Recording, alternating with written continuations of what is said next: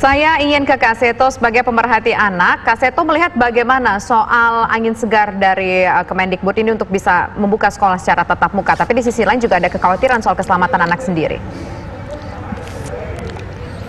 Iya, baik. Assalamualaikum warahmatullahi wabarakatuh. Mas Andro, Mbak Tisa, Ibu Kofifa, Dr. Yogi. Ya, kami dari Lembaga Perlindungan Anak Indonesia, LPAI, tentu mengedepankan kepentingan terbaik bagi anak. Nah, salah satu hak dasar atau urutan dari hak anak adalah pertama adalah hak hidup, lalu hak tumbuh dan berkembang itu hak sehat, tapi juga hak belajar dan gembira, hak bermain dengan gembira dan sebagainya. Jadi kalau kita menurut laporan dari Ikatan Dokter Anak Indonesia bahwa ini cukup berbahaya, bahwa bahkan kadang dikatakan jumlah korban anak Indonesia itu termasuk tertinggi di Asia Pasifik. Nah, ini perlu kita waspadai. Artinya satu anak pun kita tidak rela kalau sampai terkena virus, apalagi kemudian harus meninggal. Jadi mohon itu yang paling utama, kedepankan kepentingan terbaik bagi anak dulu. Jadi mungkin suara dari para dokter anak di berbagai daerah di bawah koordinasi IDAI itu menjadi bahan pertimbangan utama juga. Kemudian juga harus disadari bahwa haknya adalah hak belajar atau wajibnya wajib belajar, tapi juga hak belajar. Nah, belajar dalam keadaan saat ini, sementara ini yang terbaik adalah belajar di rumah saja. Pemahaman di rumah, bukan sekedar dari rumah. Karena kalau dari rumah yang terjadi anak menatap layar, kemudian sumber utama pembelajaran adalah di sekolah. Nah, menatap layar kadang dari jam 7 pagi sampai jam 12 siang, jam 1 siang membuat anak lelah, anak stres, anak mungkin tidak nyaman dan kontraproduktif hasil belajarnya. Jadi pemahaman saya kira juga dikembangkan di berbagai negara saat ini, bukan pada studying tapi pada learning. Jadi suasana belajar yang melibatkan afektif dan juga non-akademik. Dan kalau kita lihat isi pendidikan kita, nomor satu adalah etika. Jadi belajar etika ini bisa dikembangkan justru dalam keadaan pandemi COVID-19 ini di rumah saja. Kalau ataupun misalnya dikatakan orang tua sibuk dan sebagainya, kita juga mempunyai lembaga RT dan RW, rukun tetangga, rukun warga. Mohon ini diberdayakan untuk saling membantu dan sebagainya. Tapi anak belajar dalam keadaan aman, tidak dalam keadaan terbayang-bayangi oleh virus yang sangat jahat dan sangat berbahaya untuk kelangsungan hidup putra-putri kita semua. Jadi saya mendukung apa yang disampaikan oleh para dokter dari IDAI, bahwa sementara ini mohon tetap berada di rumah saja.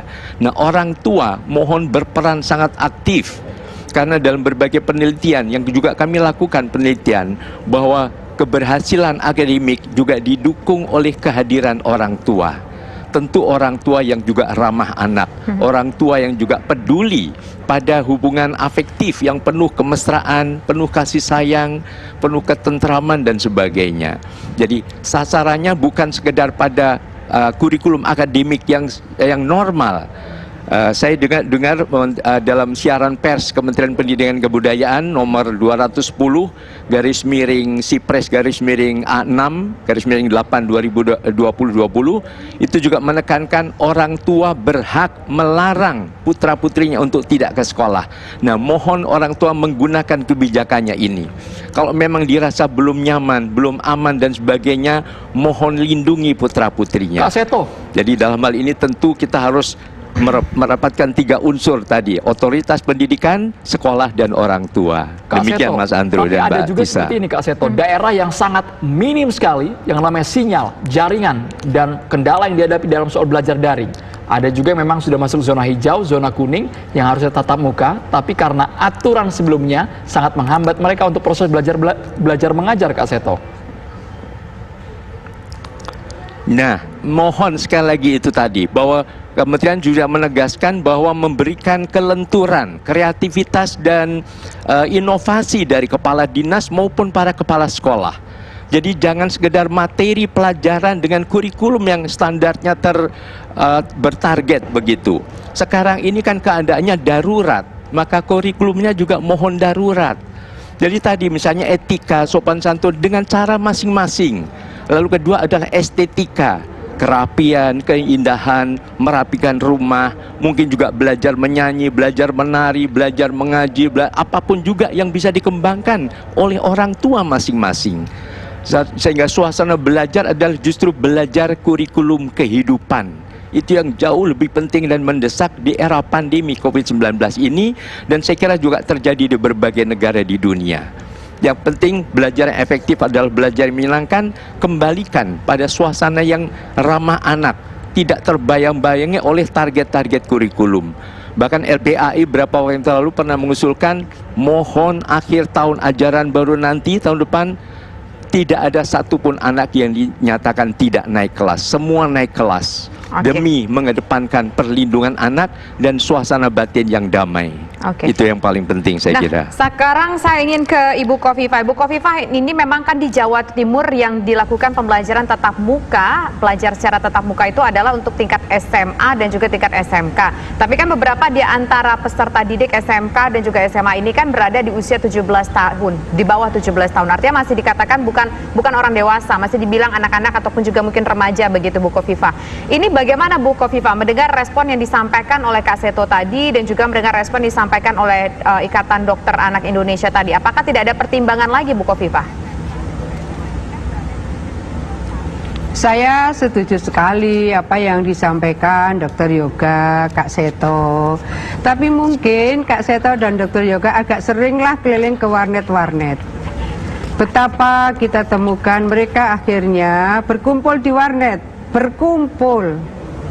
Kemudian banyak juga di antara mereka yang akhirnya berkumpul, bahasa saya berkumpul di rumah temannya yang memungkinkan bisa menyiapkan paket data. Jadi selagi kurikulum secara nasional ada hal-hal yang memang harus disampaikan secara daring atau secara online, mungkin saya bisa menyampaikan, yang terhormat kita semua, cobalah keliling ke warnet, cobalah kita keliling ke rumah-rumah yang memang punya paket data. Saya awal-awal sudah menyampaikan, Masya Allah, ini mah tidak physical distancing, Masya Allah, ya begitu. Akhirnya kemudian saya menyampaikan ke UPT-UPT di Pemprov, cobalah kita lebih memungkinkan menyiapkan ruang di mana mereka tetap bisa physical distancing, mengikuti pembelajaran daring. Di UPT-UPT Pemprov kita menyiapkan format itu. Jadi mungkin bisa dibayangkan kalau anak-anak yang SMA, SMK lebih, menurut saya ya, kalau mereka kemudian mengakses pembelajaran, karena tidak semua mereka punya smartphone. Jadi mungkin kita harus lebih banyak turun lagi, kita mengumpulkan siapa yang punya smartphone yang tidak terpakai, ayo kita bagi, dan seterusnya. Kalau format-format yang disampaikan oleh Kak Seto itu disetujui oleh Kemendikbud, oh tentu kita bisa lebih longgar. Tetapi kalau tidak, kemudian masih harus ngisi rapot sekolah, anak-anak tetap harus menyelesaikan PR-PR dan seterusnya.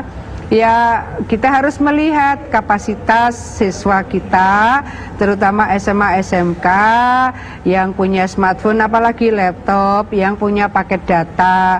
Saya rasa sangat banyak orang tua, kalau saya ke daerah, mereka menyampaikan, kapan anak saya boleh sekolah, Bu?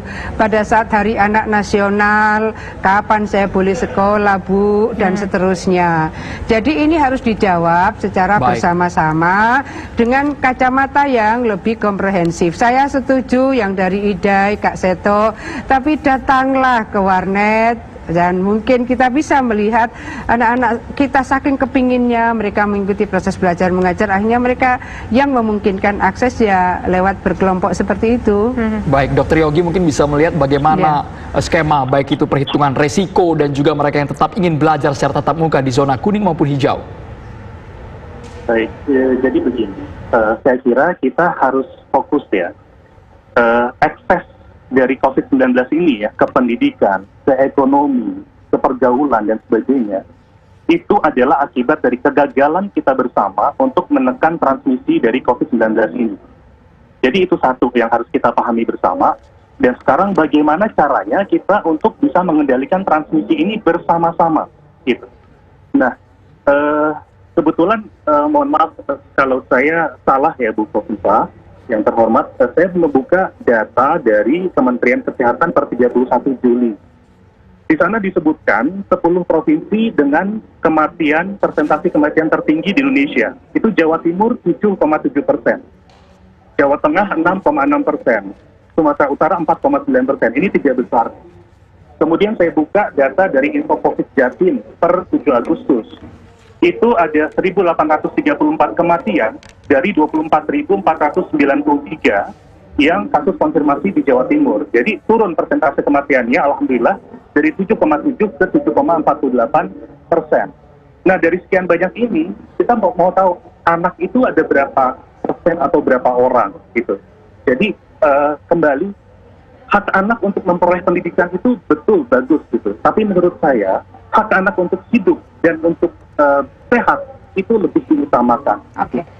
Ya, Dokter, jadi, Dokter Yogi, tapi kan begini tadi kita sepakat bahwa kita harus memutus mata rantai penyebaran COVID, harus meminimalisir transmisinya misalnya di sekolah ataupun di kerumunan. Tetapi tadi berdasarkan pemantauan Bu Kofifa di lapangan, ternyata banyak anak-anak yang justru berkumpul di warnet. Mereka tumplak-tumplak di satu tempat yang sama hanya untuk mensubmit tugas ataupun mengerjakan tugas bersama, atau mereka berkumpul di satu rumah teman lainnya, di rumah teman yang lainnya berkumpul dalam katakanlah jumlah seperti belajar berkelompok. Apakah itu juga tidak berpotensi untuk menimbulkan transmisi penyebaran, Dokter? Baik, saya paham sekali gitu. Jadi makanya kami mengapresiasi adanya statement tentang kurikulum darurat.